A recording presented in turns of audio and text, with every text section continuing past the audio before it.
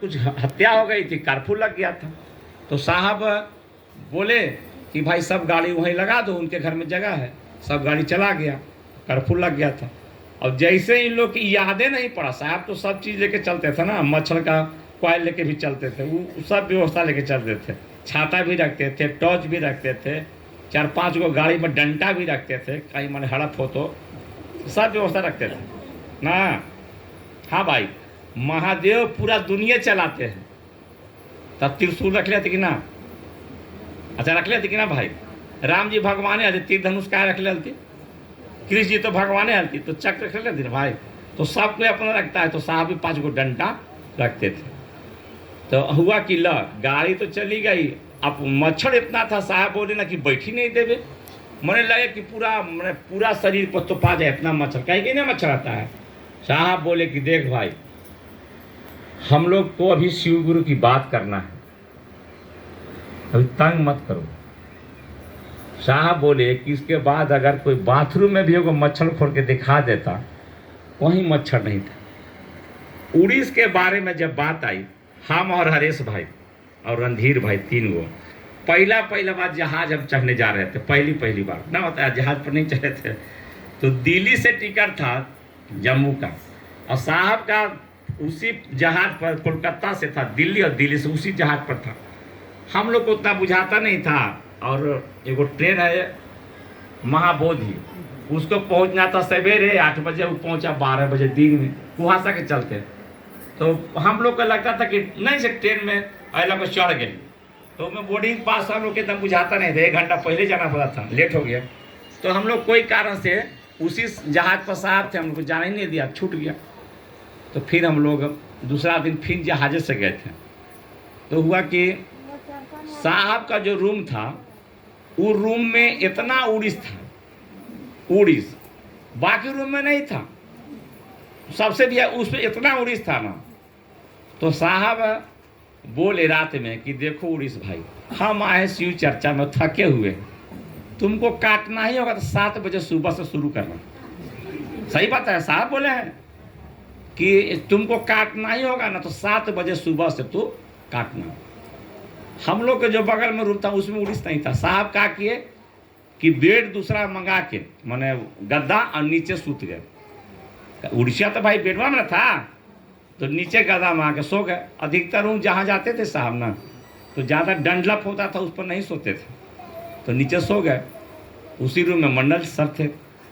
तो रात हुआ ना, तो साहब तो भाई कह के सो गए कि हम भाई सोने दो, हम शिव कार्य में थके हुए हैं। अब मंडल सर बोले सर आक्रमण कर दिया, दीवार पर दिख रहा था।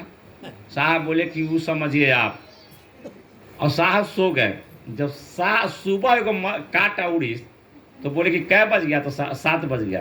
देखिए 7:01 में एगो उड़ीस काटा उनको रात भर। तो वही कहा कि रात भर सुना तो कम से कम। लवली दीदी गई थी, वहाँ सिंगापुर में रहती थी। तो सिंगापुर में सबसे आसमान से बिजली ज़्यादा गिरता है, पूरा विश्व में ज़्यादा साहब पता है कि वहीं गिरता है। तो साहब बोले ना कि हम लोग चर्चा 8-10 आदमी तो शुरू करें, तो तड़क करे लगे, कैसा आदमी कान बंद करता है। तो साहब का कोई बात है ना कि उनको कोई चीज़ डरा देता है ना, मानो कोई चीज़ से डर जाते हैं ना, तो उसको समाप्त कर देते हैं। हाँ, चाहे आदमी हो भी, आदमी भी उनको डरा दिया है ना तो बचता नहीं है। तो साहब बोले ना कि देखिए चमत्कार देखिएगा। तो बोले कि हाँ बताइए। मैंने हर 1 मिनट पर मैंने आसमान से बिजली गिरे ना तो इतना आवाज़ आएगा कि, तो देखिए जब तक हम लोग सिंगापुर में रहेंगे एगो बिजली नहीं गिरेगी, और जब तक 8-10 दिन रहे सही में एगो बिजली नहीं गिरा। तो सुना कि नहीं सुना? साहब का 50वां साल गिरा था, हम लोग सामान लेके जा रहे थे, शारदा भाई गाड़ी थी, क्लच प्लेट जल गया है डोभी में। ड्राइवर अति दिखाए, हम ही चला रहे थे, अति से देखवाए, मिस्त्री से तो बोला कि रांची नहीं पहुंचेगा, जल गया आपको। साहब को खबर दिए तो बोले आओ, उसी पर बोले आओ। ये नहीं बोले कि अब गाड़ी चलिए नहीं रही है, अब मैंने अब चढ़ान पर तो चढ़ना ही नहीं है भाई, क्लच प्लेट जल गया। कैसू करे हजारीबाग से आगे चले गए, फिर अब चढ़ान पर अंत में लोग टेम्पू ले लिए, क्या कुछ सामान था खराब होने वाला। तो फिर हम लोग के फिर चालू के, तो फिर चलने लगा फर्स्ट क्लास के। तो हम लोग पहुँचे तो साहब बोले कि बना दिए ना हम। तो देखिए जिनकी आवाज़ में इतना दम था, इसीलिए मैं निवेदन करूँगा कि अपना नियम इसमें मत लगाइएगा। अपना नियम लगा दीजिएगा ना तो आप ही भंडोल हो जाएगा, आज नहीं तो कल होइएगा सब सारे लोग। इसलिए साहब का बात पर चलिए, काहे कि जब महादेव लिख दिए हैं कि मुझ गुरु की दया पानी है तो हरिंद की बताई विधा से चलना, यही गुरु दया उपलब्धि की विधि है। तो अपने सब मैंने बहुत लोग हैं ना नियम बना लिए हैं कि ये जो कर इसे करूँ, वो सब छोड़ दूँ, सही छोड़ दे तो जल्दी प्रोग्रेस कर जा, आगे निकल जा। ना तो बंदरा ऐसे पिटाई रहा, अब हम मुठिए ना छोड़ा। हाँ, पतला गाढ़ा सुराही में दोनों हाथ डाल दिलक, चना ले लेलक, तो ऐसे मुठिया पान से निकल अब लेकर मार छड़ी से बंदरा के पीट ले था। बंदरा खाली छोड़ देता चनमा तो भाग जाए, लेकिन छोड़ते ना क्यों, पिटाई है। हम लोग ऐसे धैले और डंटा ऊपर से बजरे ऐसे बजरे। तो इसीलिए हम लोग को चाहिए कि अपना नियम छोड़ दीजिए, साहब के नियम पर चलिए। साहब के नियम पर जो चलेगा उसको साहब चलाएंगे।